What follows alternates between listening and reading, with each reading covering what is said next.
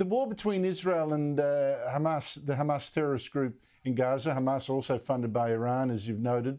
The US is putting pressure now on Israel to end this war, saying too many civilians are dying. How's this playing out?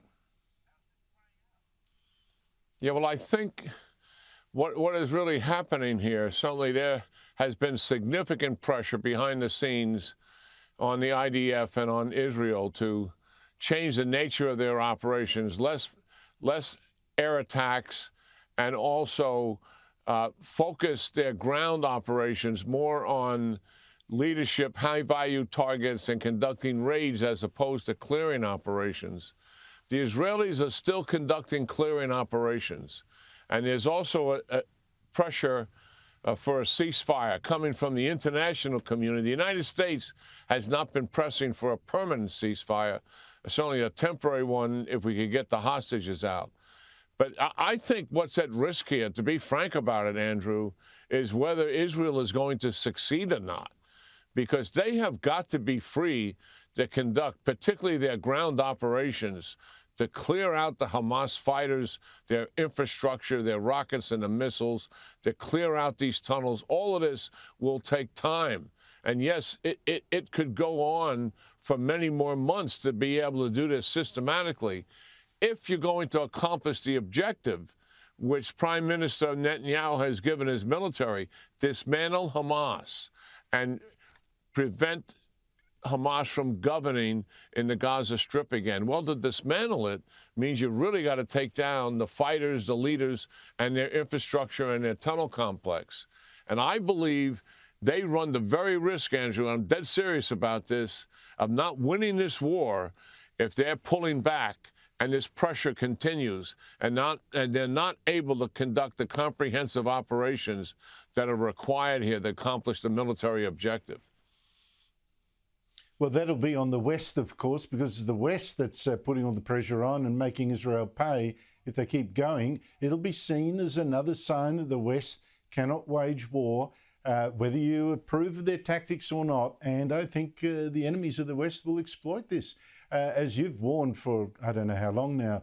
Just quickly, General, I mean, this is, I don't want to dwell too long on this, but honestly, here you've got the US involved indirectly in this war in the Middle East, the war with the Houthis, the war with Ukraine. In the middle of this, its Defense Secretary Lloyd Austin takes 3 days off from New Year's Eve, taken to hospital with an infection, without telling the White House it's not at work. And worse, President Joe Biden didn't even notice that his top defense official wasn't there at a time of war. I find this astonishing. How embarrassing is this? Yeah, well, a couple things. One, let me put my biases out here. I've known Lloyd Austin for years. We're infantry paratroopers together, in the United States Army. I have respect for him, but this was a pretty serious mistake, Andrew. I mean, Lloyd Austin, guards his privacy quite a bit. He's well known for it.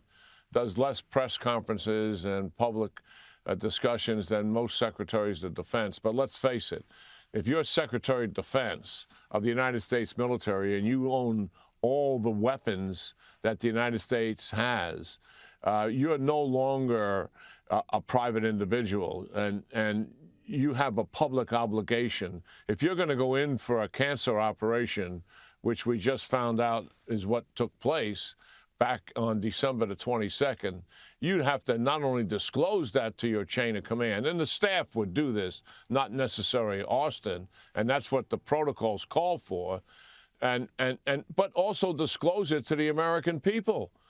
I mean, they have a right to know that you're dealing with something like cancer, even though prostate cancer among males is quite common, and as is the surgery.